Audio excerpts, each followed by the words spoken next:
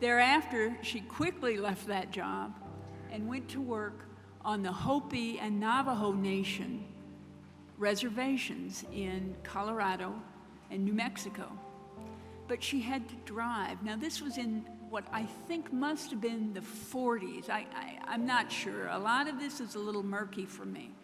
But she had to drive. She didn't enjoy the job. It was too much work for one person to cover hundreds and hundreds of square miles. So she learned about forensic pathology.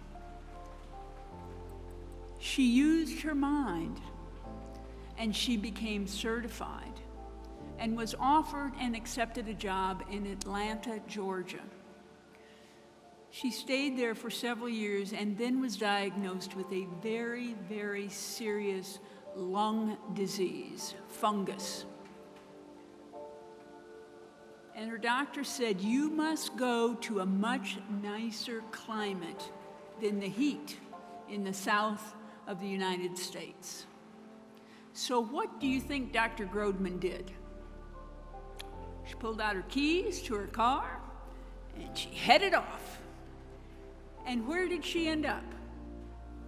Right here, Guadalajara. Here, some of the images that we saw I have seen before, but I had forgotten. Here, nobody cared if she was left on the steps of an orphanage. Nobody cared that everybody might have thought that she was nobody. Nobody cared that she was a woman doctor. They just cared about her. And you know what? That began a love affair with you. She loved the people of Guadalajara. She loved the communities here of artists, people that, as late as I became involved in her life, Jorge Navarro actually corresponded to her and then to me. Again, I only speak English and only write English, but she was able to write him back a few correspondence, a few letters before she died. She loved you. And you know, you and your community loved her.